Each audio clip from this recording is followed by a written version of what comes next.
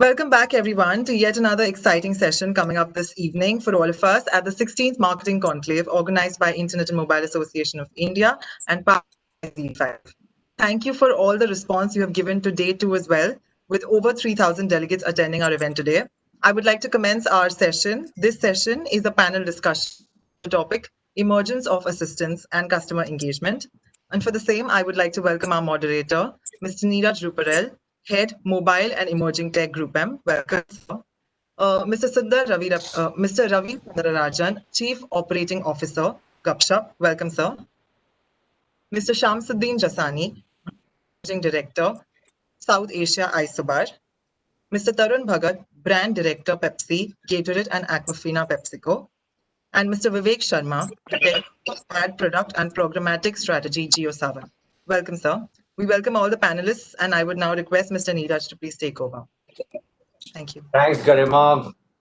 Welcome back, guys. This is my third appearance since morning. And this time, I'm not going to be doing the bulk of the talking. I've got these expert panelists who are going to be talking to you on one of my favorite subjects, which is conversational AI. Now, if you see, conversational AI is taking a leapfrog in COVID times in a big way. So all formats on conversational AI are firing up in a big way if you want to see the market right now. Starting from text to voice to video. And we've got some champions here, right from Ravi here from Gupshup, who was one of the pioneers when it comes to text-based solutions on conversational AI. And they've taken it a notch forward now by stitching solutions which are working on text and video combined. We've got Tarun here, who does some really fancy swag work with me on voice and other assistant-based platform. So we'll definitely look forward from Tarun in case of he can share some use cases with us on voice. Specifically, I'm looking forward to that. Shams and me share a common passion, which is voice. So I'm sure Shams is going to deep dive into everything to do with voice on conversational AI, right from how platforms like Alexa and Google are picking up. Obviously, he would have a strikingly different opinion. And that's the kind of firework which I'm expecting from Shams as part of this panel today. So like I said, whether it's text, voice, or video, conversational AI is firing up in a big way for about 2 years now. And I would say recently, so I have seen tons and tons of work, which is on WhatsApp, which is at about 400 million in India. And we are seeing tons and tons of solutions, whether it's beauty advisors or nutrition experts or WhatsApp being used for commerce in a big way now, with RBI giving a nod on WhatsApp commerce for in India, and WhatsApp Pay coming into light maybe a couple of months down the line. Enterprise is going to open up there. Google RCS on a assistant platform, it's going to ramp up in a big way. And Voda, I guess, Airtel also it's going to drive on that particular telephony ecosystem. We are seeing very rich platforms like the one which I presented in my earlier case, which is how assistants are now getting stitched onto banner creatives, and you can have voice as an input medium and video coming out seamlessly as part of those output channels. Alexa, Google, one of our key platforms, and the kind of skills which are making news on platforms like Google is Antakshari. I'm sure you must have played a lot of Antakshari on that platform in recent times. So tons and tons of learning on the conversational AI space. I would now open up the forum and I would ask Shams maybe to throw some light on his point of view on conversational AI and how does he see it going. Shams. Yeah. So I'm really glad to be here, and as usual, thanks for IMEI for calling such an amazing panel of all of us.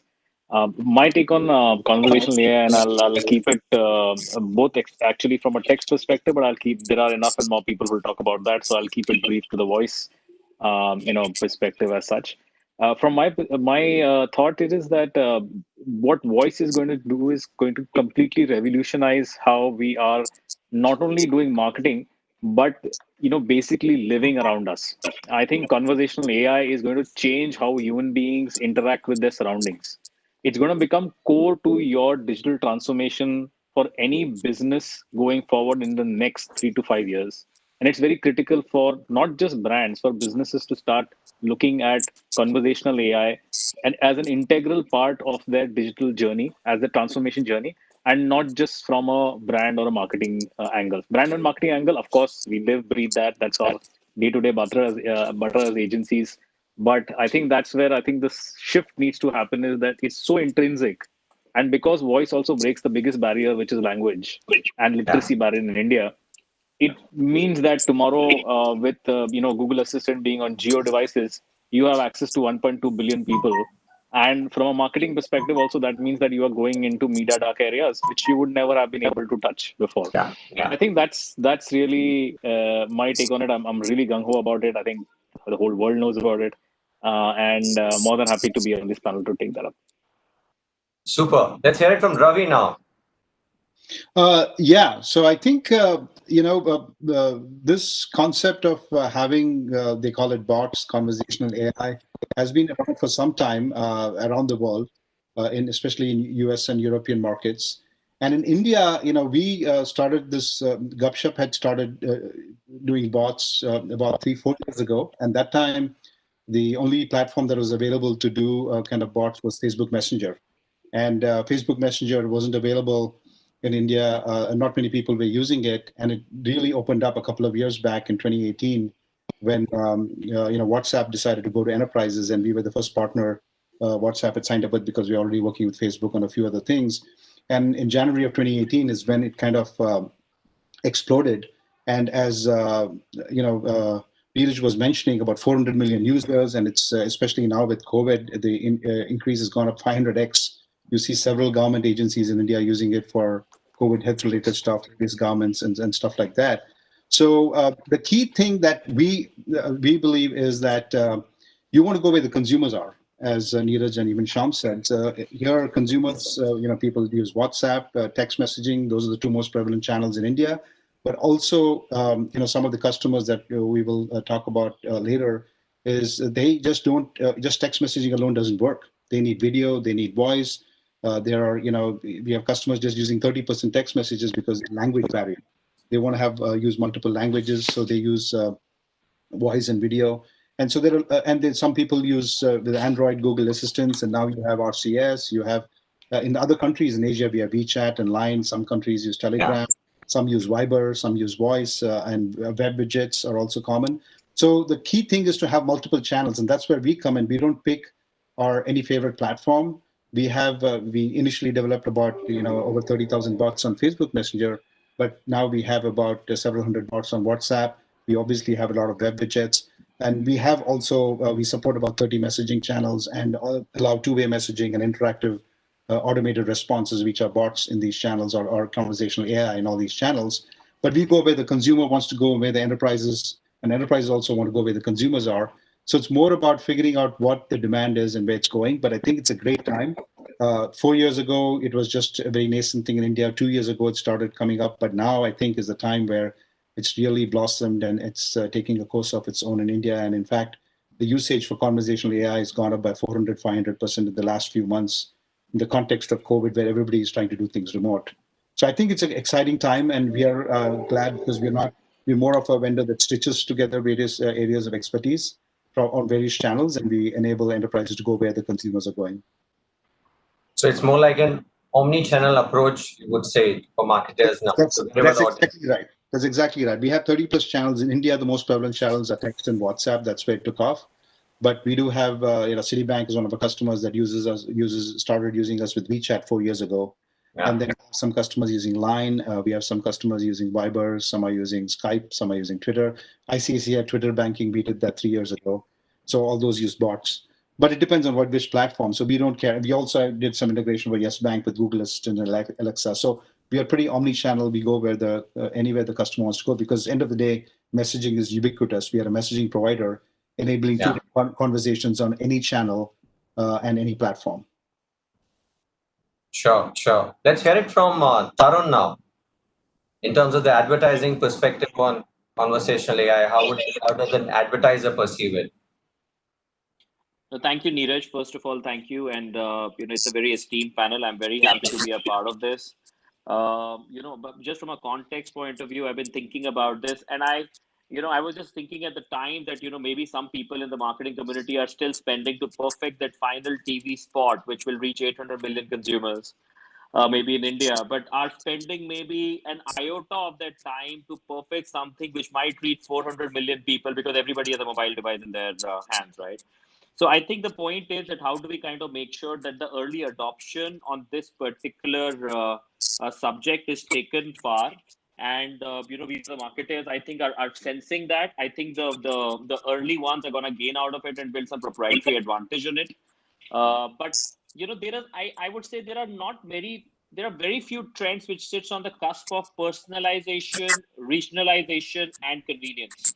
And this one sits fairly squarely at the cusp of it. And I do not think that is any combination which is more potent than it, moving forward.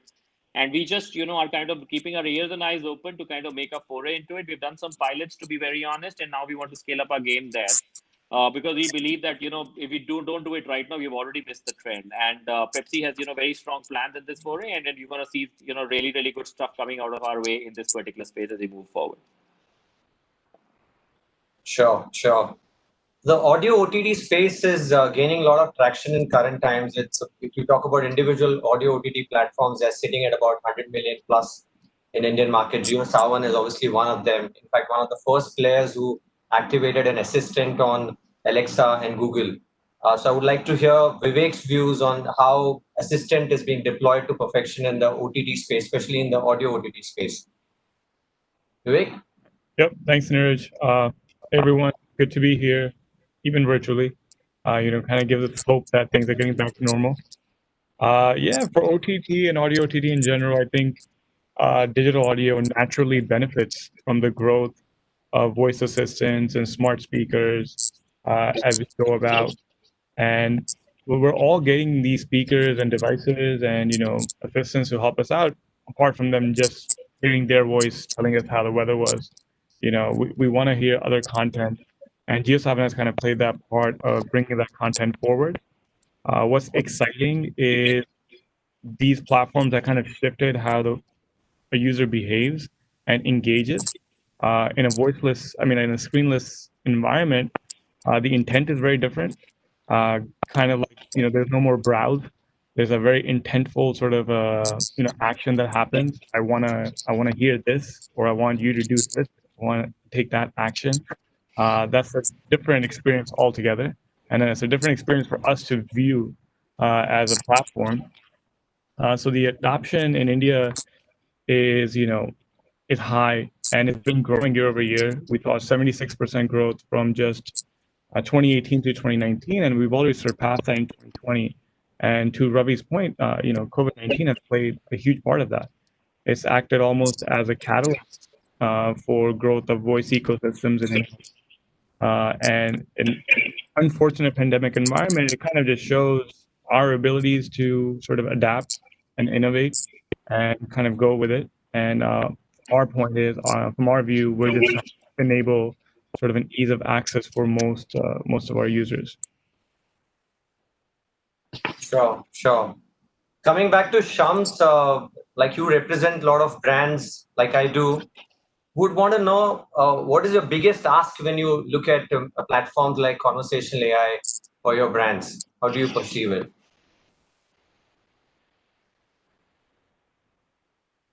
Shams, you're on mute, I guess.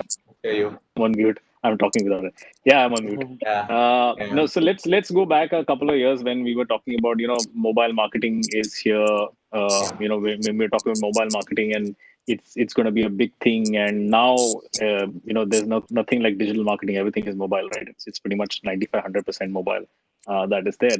I think we are at the critical juncture where voice and conversational AI are going to drive so much of interactions and so much of engagement that if you don't get onto the bandwagon now, you will be left behind as a brand, as a business. And my biggest ask for brands and businesses, let's not do the same mistakes that we did in the earlier times when we were trying to get onto digital marketing or trying to get onto mobile marketing or any newer wave that is coming. Is that when the wave actually comes, you start to surf at, you kind of start to surf at the top. And otherwise, the wave is going to just, kind of take over you. So I think that's my ask for brands is that don't brands on this as you do, for example, but we're just scratching the surface of what we can actually do and the scale that we can bring in. And because of the ecosystem that we've built within platform players, within agencies, and with brands, I think our effectiveness goes beyond just marketing. Again, I'm trying to bring that in. It just goes beyond marketing. What we can talk about is now get into how it's actually affecting and getting your business and making a difference to your business. So I think that's my ask. My ask is, let's look at it. Let's try experimenting, and this is the right time to start experimenting with it, because people are kind of engaging more on their devices than ever before. So I do believe that this is the right time to get into it. So I think that's it. And I think my other prediction is that, and it's slightly controversial. I've been saying it for the past 2 years, that your time spent on this device is actually going to go down, because more and more conversational voice is going to happen, and more assistants are going to be used, where your answer could be in the form of it could be imagery, it could be video, it could be text, but you're not going to touch your device as much as you did earlier. So I think that's really the thing. So how are you preparing for that world, is going to be an ask, and don't be too late to prepare for that world. I think that's my ask for Brian, honestly. All right, just adding to it, I think the world of voice, something which is super critical is the sonic identity or the sonic signature, which advertisers need to work on. So that's an area which we need to be cognizant of, and we need to have a very clear strategy in terms of how are you crafting that sonic signature. So how is Saavn doing it? And we were discussing, Vivek, a couple of days back in terms of how are you building sonic signatures for your client in West, and you've got large plans of deploying something similar in the Indian market as well, whether it's DCO or conversational ads. I would love if you could throw some light on those products which are going to be hitting the Indian market soon. Sure. So I think this shift in communication style brings a new light to sonic branding as a whole. It's no longer limited to jingles or anthems or audio logos. In some cases, is developing into an actual brand voice. And in some cases, it brings a very direct and more intimate opportunity for a brand to have a conversation with their consumer. And that's the difference, right? We've gone from a one-way communication, which we've always kind of done. And at Saavn, we've enabled it through audio ads on various platforms. And we've even done like text to speech to scale up sort of the development of these audio ads and allow that one-way communication to happen. But what's the next step? And the next step is really this voice UI ads, voice dialogue ads, where the response from your listener can also come from a voice command. Being able to speak to that ad to say, save that deal, or tell me more, or I wanna learn more. It's a very unique experience altogether. And it's in its nascent stages, right? It's promising, it's exciting, but it's still very new. And maybe that's like the PM in me talking, but we have to be careful here, right? There's a lot of brand trust going into a user when they're engaging with these assistants. The fact that it's rising is a very healthy and positive sign, but we have to be very careful and work closely with brands to make sure that that trust and that usage is not necessarily violated when they're engaging with these ads. So when we throw in some personalization and try to get that user to be a little more comfortable, that's when it comes. But that'll require just a deeper relation, a more one-to-one relationship with our brand to enable the conversation piece. So another area of work which we are seeing is hybrid solutions on conversational AI, which is like text and video coming together, or voice and video coming together, where an input is fired on voice and a video content output gets triggered, whether it's on a number, or it's on banners or applications. So it's a question is for Ravi, if you guys have done any work which is a hybrid solution wherein you've gotten two platforms together and created a solution for any of your clients, whether it's text and video or voice and video. Yeah, Niraj, just one. Yeah. Sorry. Go ahead, Ravi. Sorry. Yeah. So that's a good question. I think recently, especially in the last 6 to 9 months, we have worked on half a dozen clients doing this. But the most interesting example is a company called Doubtnet. They are actually an educational portal, just I think just like Byju's. And so they do K through 12 education and answer questions in areas like math, physics, chemistry. And what the users do is they click pictures of the questions and they upload it using a WhatsApp bot. And any of the platforms, they can use web or WhatsApp or app, but it's exported because of WhatsApp. And Doubtnet, looking at the image, instantly delivers a video solution. And the reason for doing that is about for more than 45% of the users are not asking the questions in English. They write it down in Hindi or any other language. They take a photo and send it, and the video has to play in that language that they've asked the question in. And so it's kind of, they have about 300,000 plus video solutions. And primarily they use WhatsApp, and they try to reach tier 2 and tier 3 cities, and they have about 4.8 million students. And they worked with Gupshup to develop this WhatsApp bot to enable instant doubt solving for K-12 students. In addition to kind of some of the WhatsApp chat, the video thing came in where we actually, are providing some of these solutions within 10 seconds. And when you put the question, they want to get the answer right away. They can't keep waiting forever. So the ability to process all these millions of messages, they send over 1 million chat messages a day. And so we process all that. So I think the reason I brought this example is to show that it's not like one-off small things. These guys are doing it on scale, reaching, millions of people in tier 2, tier 3 cities using WhatsApp bot or WhatsApp conversational AI interface. And so I think that's kind of, there are a lot of some of these examples, but I think this mixed media thing in India, especially to reach multiple languages, be it text and video or text and voice and so on, it's going to be pretty interesting. So Tarun, what's your take? What can marketers do with Assistant? Would love to know from you. I think the point is that there are two things which I see where marketers can do, and larger ecosystem of even beyond marketers can also do. One is the entire bucket of information, right, which is all about making sure that the information is provided in a proper synthesis.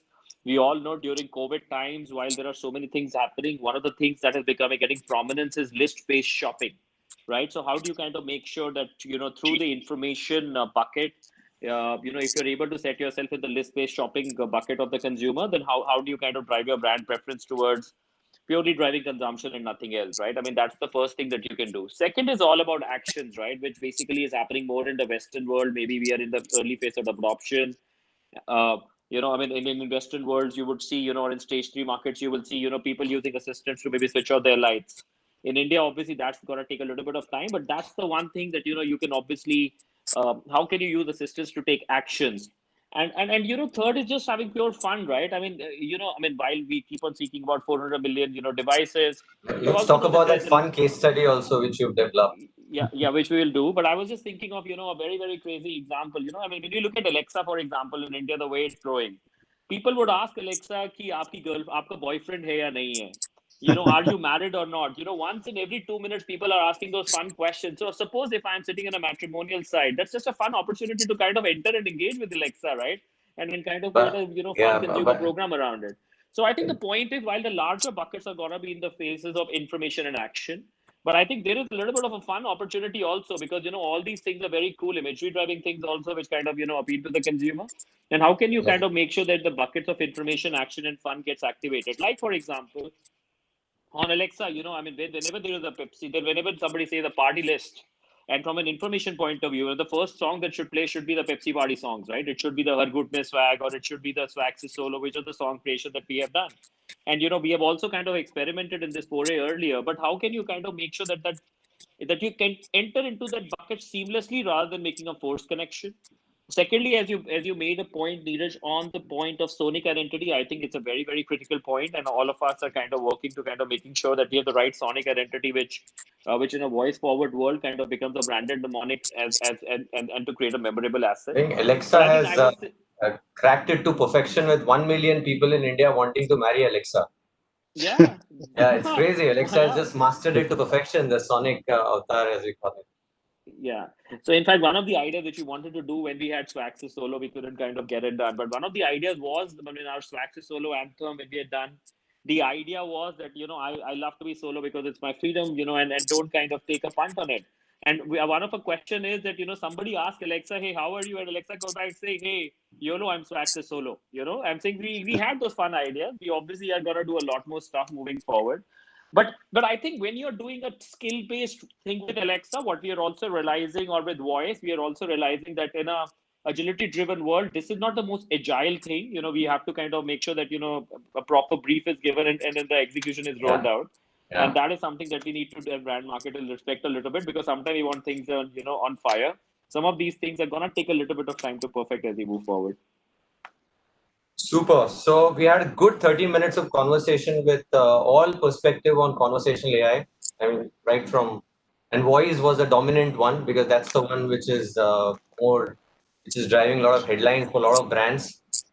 Now, can we take questions, or I would rather ask you a final closing statement, or how do you guys perceive things going forward? A quick 30-second, and then we can take questions, maybe. Yeah, okay. I'll go first Let's start on with this. Shams. Yeah. Yeah, so I think it's really, I think the panelists really spoken about how conversational AI is something which is really the next big wave, or it's already here. I don't know why I give wave as a big example, but yeah, it's the big wave right now that is happening. I think all of us need to really jump onto this and take advantage of it and really build an ecosystem. So I think it's also up to us. How do we create this ecosystem which is going to help brands, businesses to really move forward? I think that's really a big part of it. So all of us and the IMAI on the whole, I think this needs to become a major part of the future IMAIs that we're doing, and a lot of trends that IMAI is setting. I think as an industry body, we need to start giving this or even more than any other. So Sure.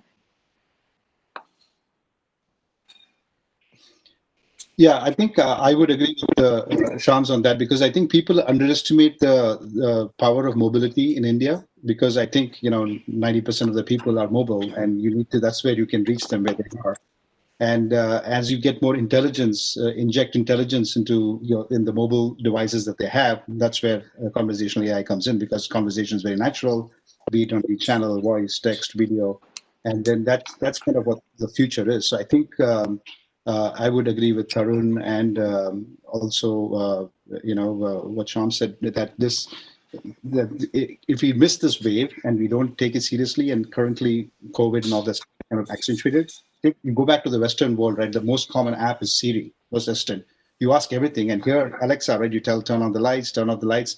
How is the weather? Even anything, any question, answers come in. When is my package coming? Where is this? Where is that?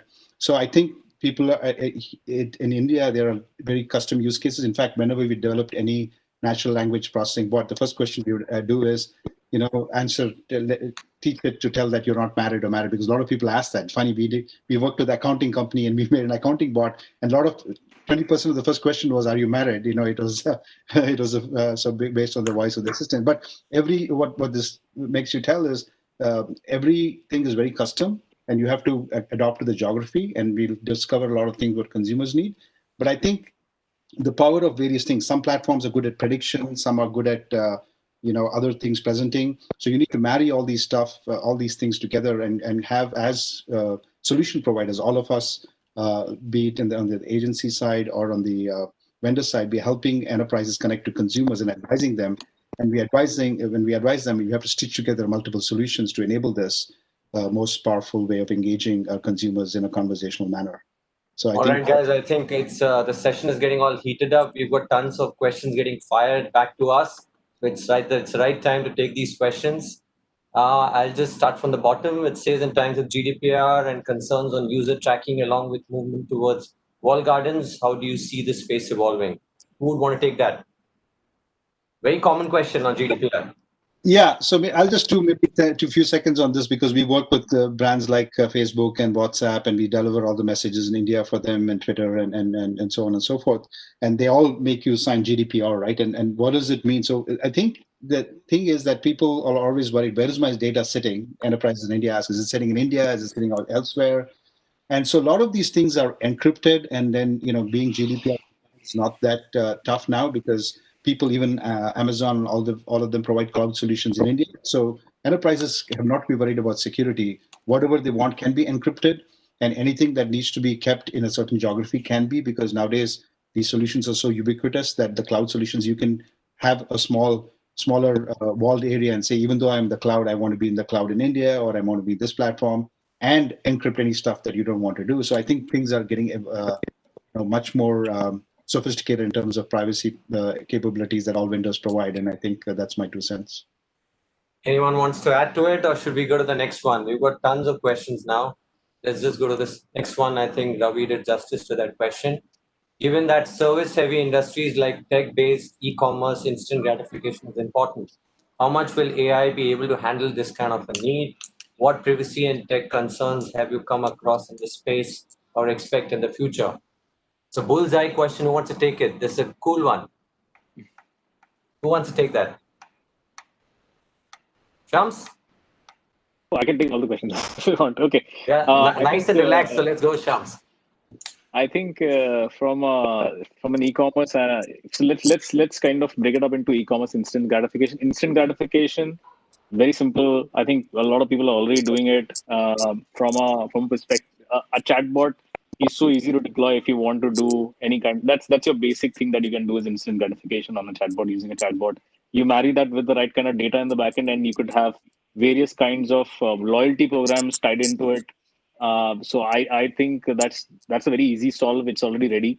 I don't think it's too much of a rocket science to actually do that. So that kind of stuff is already there.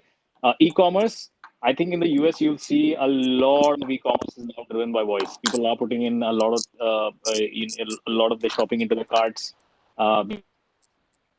Walker in the Netherlands, where we kind of had this whole a mixing of drinks, and then the entire kit you could buy on e-commerce. So brands can leverage it, e-commerce can leverage it.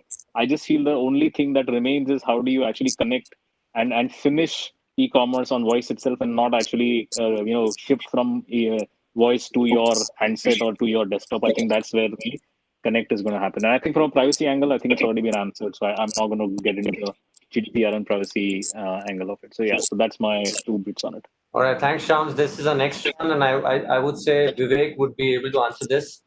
Looking at all the sci-fi audio creatives he's planning to launch in India soon, how does one craft an end-to-end go-to-market strategy for platform launches? That's for you, Vivek. What does the process look like when coordinating developers, tech writers, designers, data scientists to support listening experience? No, that's pretty simple. You come to us and we'll design it for you. No, I think it really just starts with having a more holistic approach of what your kind of primary KPI is and sticking to that. I think a lot of times we try to weave in those secondary KPIs in a broad strategy. And to Tarun's point, like 800 million is a very exciting number. Doesn't necessarily mean you should be going for it, or that's like your end goal. You're gonna have to personalize, and you're gonna have to figure out that you're gonna go for smaller subsets of that 800 million, but hit them, and you're gonna hit them in different ways. And voice assistants and voice chats and chatbots, this is one way of providing that sort of comfort. So the go-to-market strategy is really just going to depend on what your, what the service is, what the product is, and who your sort of starting TG is, right? Somebody using a voice assistant is probably still in the, I would say, the early adopter phase. And you want to be sort of like cognizant of that. Like, is that who you're going for? I think the go-to-market strategy is evolving, and we're adding more and more platforms to it. But the cool thing is you'll see sort of this underlying connection between all these platforms with the formats and the engagement type, whether that's deploying a chatbot on different platforms just to make it easy for the person who's using a different platform versus using a video creative, display creative, audio creative, and just, hammering your messaging through that. Super. This one is spot on for you, Mr. Swagstar Klein, Mr. Tarun. What are the impactful ways in which technology is transforming interaction with customer? I think I keep coming back to you with all these impactful ideas. Would love to hear from you. I think the point is that, I mean, how do you answer this question in a technology forward world? I mean, there is no answer. I mean, everything that we are doing is technology forward in so many ways. And if you're not, then you're among the laggards, right? So I don't have a perspective on this. I would just say that from a technological adoption point of view, voice as a technology is in the early adoption phase. It's among, and I think the people who are gonna, or the brands who are gonna, or the companies who are gonna take advantage of it are gonna be the ones that are gonna redefine, and everybody else is gonna follow. Various people are making foray in India, but I said again, we are in India in the information phase. Nobody is getting to the action phase. And how do you kind of become the first brand in India to get into the action phase would be the one thing that I would rather want to call out from Pepsi point of view. And that's what we're going to kind of work towards moving forward. And I look to actually collaborate with everybody here to kind of, do some really disruptive stuff on Pepsi moving forward. This is what I've been hearing from everyone. Yeah, I'd like to add one thing that, to what Tarun said. In technology, I think that one area where technology can help us move forward is intent-based marketing, right? I think typically a lot of the stuff is just you have a data and you're asking a question. It's more a service-based, just doing that. But what's evolved in the Western world here in US and Europe is a lot of the stuff, even what Alexa and Siri are doing, it gets trained. And once as NLP models get better, when you get to more intent-based marketing, you can actually, instead of just the customer asking you, you can tell the customer, hey, this is what you want to do. That's going to be very powerful as more we get, better technology and we move forward with that. So that's where the marketing will shift to just a service-based marketing to intent-based marketing, where you anticipate consumers' intent and you're there already, and that's kind of will be pretty powerful. And I completely agree to it. So, for example, if grocery shopping or monthly shopping mission is the place where they want to get into, that on first, I shouldn't be interacting with technology. Technology should be interacting with things. This is my this is my shopping mission, and these are the things that you order. And hey, have you ordered a Pepsi as well, right? That is the brand market is a salivating dream that I'll have to work towards. And that is something that we're going to progress forward is on the information or on the action phase. Yeah, and you can have voice-based assistant remind you in the first of the month. Hey, this is what you ordered last month. I just place an order and automatically. Absolutely. Yeah. So I would say there are tons and tons of use cases on technology transformation in the Indian market. I would say voice biometric is one of them, with the banking sector facing a lot of these banking frauds because the PIN numbers can be replaced through voice biometrics. You call upon a number and you say, my name is my voice is my password. Next time you're calling in, your voice becomes the de facto password and you can maneuver and do transactions as part of that. Dialogue ads is what Vivek spoke about. That's going to play a critical role. So while a person comes on the OTT platforms, fires in a keyword to invoke a content, the keyword can be read and the relevant dialogue ads can be posted in native language, which is more conversational in nature, which can eventually land onto a Google Assistant platform. So the entire end-to-end journey on audio plus voice can be mapped. So there are tons and tons of these kind of stuff which are evolving, and voice is seamlessly integrating with all smart hardwares as well. So whether it's a holographic device, you can do a seamless integration of voice in there. Or if it's a screen, you can make them voice enabled and you can fire up commands to invoke content from there. So I would say tons and tons of use cases there. Let's take the next one. And we have about 3 minutes. To what extent do IoT and advanced analytics hail a new era of connected convenience, from AI to VR to AR in the world of emerging technologies? Oh, this is all club. Where should organization place their bets? So the question says that there's so much of tech available, from AI to VR to AR to now we're talking about a mixed reality in a big way. So where should the organization place their bet? Yeah, I think take that. Yeah, I'll just do the initial thing and others can add. But I think we did a deal with Cisco where we actually partnered with their IoT team, and we wanted to create AI, conversational AI bots with tying to some of the IoT devices. But I think where it kind of falls short is that all this depends on what an enterprise wants to do and what the infrastructure there is in that particular geography. As more and more devices that surround you are more enabled to interact, then it gets easier with mixed reality or something. So it depends on the ecosystem around you and how the consumers are and how much the enterprise are willing to bet on the future technology. Though we did the IoT stuff with Cisco, we didn't have much success in India just because of the lack of infrastructure, people willing to take that bet. But I think it'll come soon, but because now as the things I would say in COVID, we are seeing a lot of use cases which are evolving on mixed reality. So you can just put on the shades and you can get into a conference. It's actually reading into the command. Alexa becomes the backend platform. All the keywords are being read and the background can seamlessly move in and the entire control is seamless. So a couple of weeks back, I was running a workshop on mixed reality. And there was quite a learning for me as well in terms of how this technology is evolving. And especially now in COVID times, we are seeing a lot of use cases as well. And doctors can actually be powered. Right, and a lot of doctors will use it too, because here a lot of doctors use these Google Lens and all this stuff, and they detect. Volumetrics and all those things would come into picture.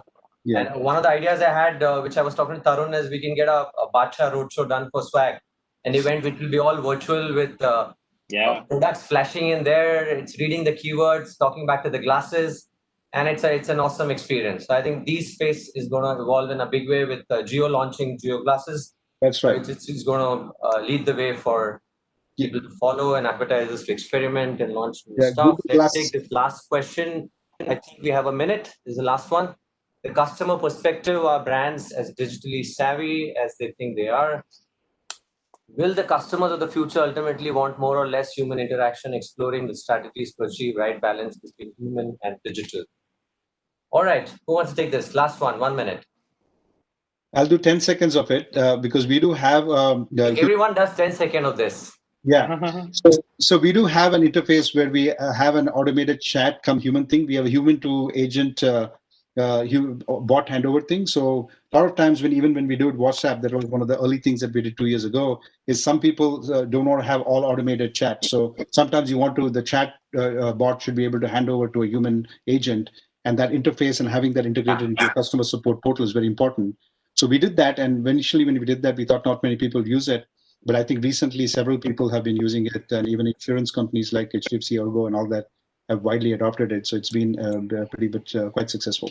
All right, so I think we've run out of time, but this was a fascinating panel conversation with all you experts. Even I myself learned something, jamming with you on different time zones. Ravi is right now sitting at 4 a.m.